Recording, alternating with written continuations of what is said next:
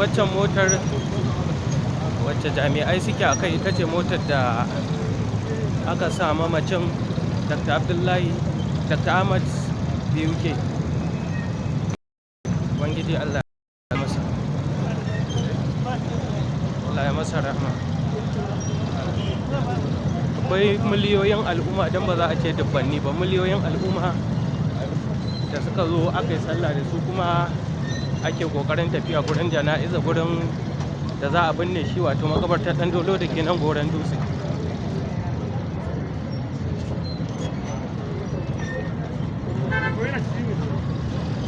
Shi ne a cikin wannan motar da ake wannan. Ubangiji Allah ya gafarta masa, Allah ya masa rahama.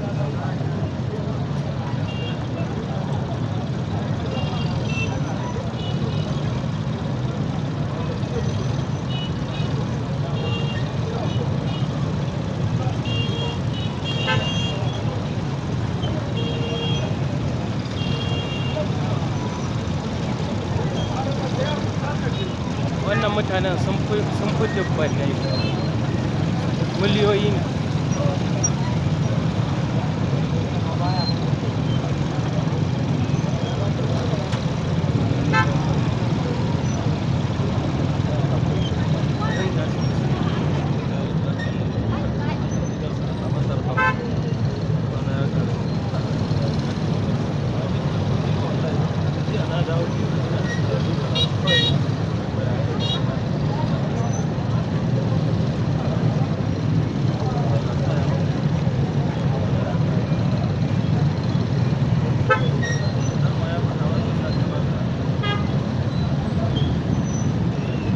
Wanda mutane da dama suna ta maganganu akan cewar wannan satin ya ce babu karatu.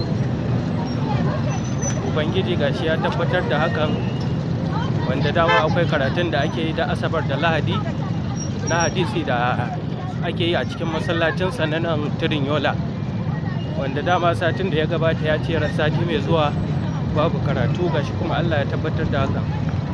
Wannan ma wata alama ce ta cewar malam mutum ne zaɓaɓɓe a gurin Ubangiji. Muna ta roƙon dai Allah ya masa rahama, Allah ya gafarta masa, Ubangiji ya sa aljanna ce makomarsa. Hakika malam ya samu al'umma sosai wanda suka halarta daga ƙasashe, garuruwa da ƙauyuka na faɗin duniya gaba ɗaya. Da yanzu ana kan hanya ne zuwa inda za a je a binne Dr. Ahmad BUK a nan makabartar ɗan dolo da ke goron dutse cikin nan jihar Kano.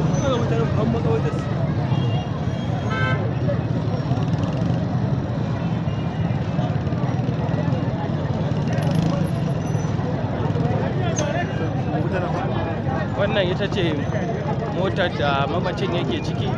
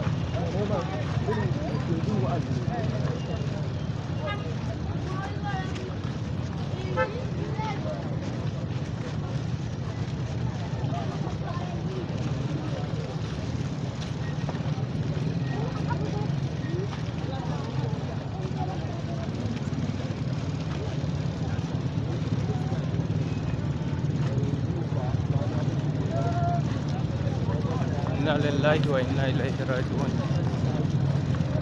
Inna lillahi wa inna ilaihi raji'un. Kullu nafsin dha'iqatul maut. Allahumma ghfirhum warhamhum. Allahumma ghfirhum warhamhum. Allahumma ghfirhum warhamhum. Allah ka masa rahama. Allah ka sa aljanna ce mu.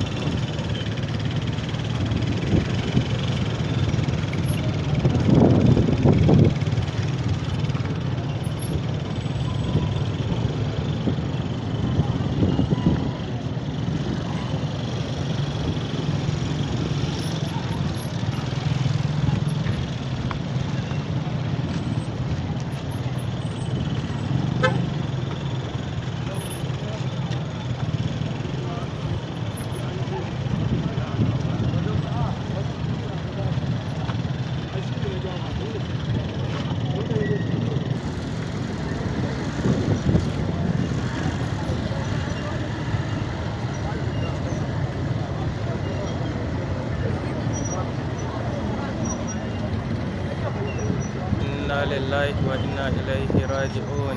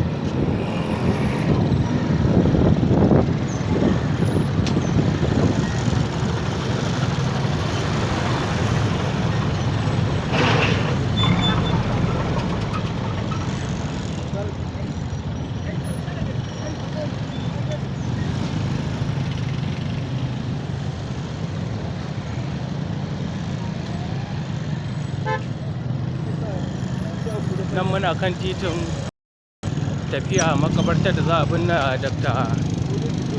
Ahmad BUK, inda muka biyo titin tudun yola gefen makarantar Northwest.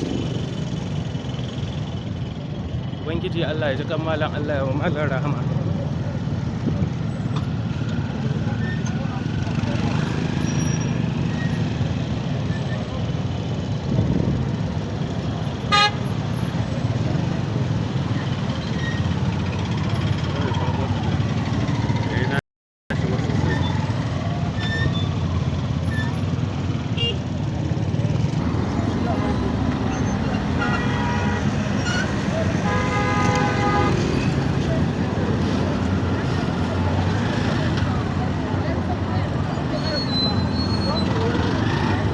Har yanzu dai ana ci gaba da tafiya gurin jana'izar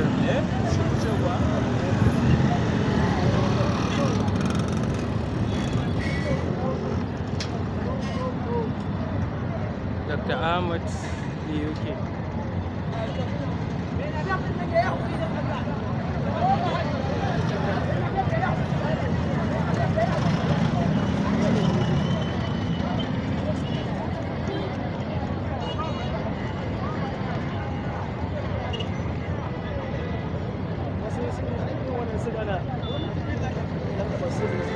Wannan ita ce motar da gawar Dr. Ahmad BUK take ciki, da za a tafi makabarta nan dan dolo da ke goron dutse, da za a binne shi. Ina roƙo Allah masa rahama, Allah ya gafarta masa.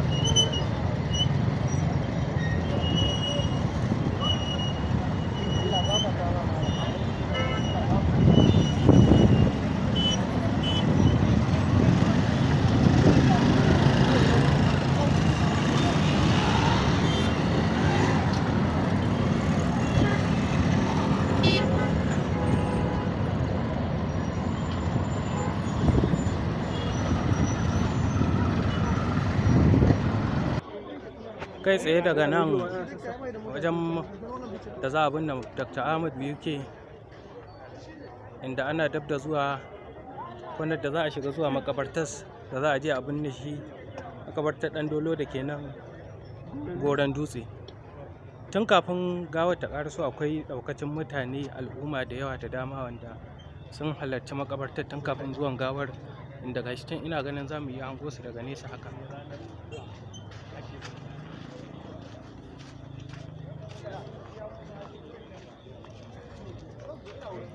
Kai tsaye nan duk mutanen da kuke hangowa daga nesa daga cikin makabarta ne.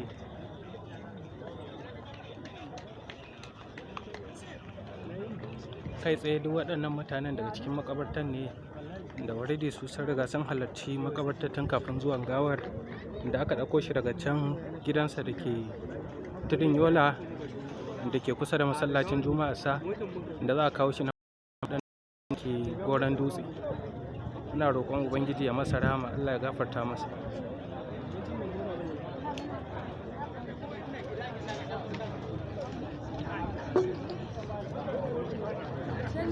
Ga tawagan mutanen da suka taho da Dr. Ahmad BUK nan da za a kawo shi zuwa makwancinsa na asali na gaskiya.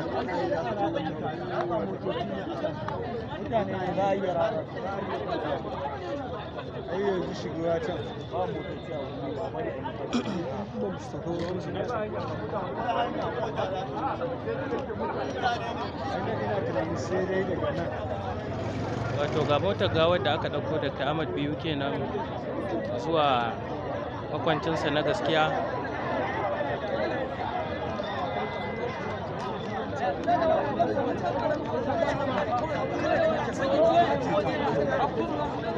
Wato ainihin ga motar da aka ɗauko Dr Ahmad BUK, ubangiji Allah ya masa rama, Allah ya sa aljanna ce muku masa.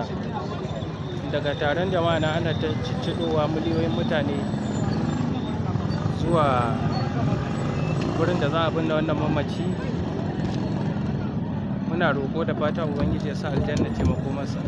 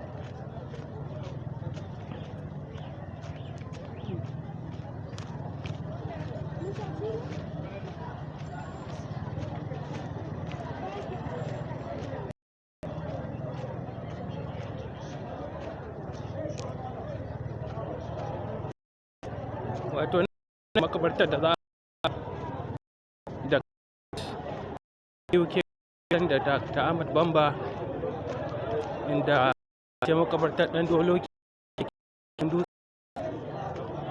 nan ne wajen da za a binne shi. Muna fata da roƙo Allah ya rama, inda mutane da dama suna ta ƙoƙarin kunna karatuttukansu a wayoyinsu da rediyo da sauran kafa ta sadarwa.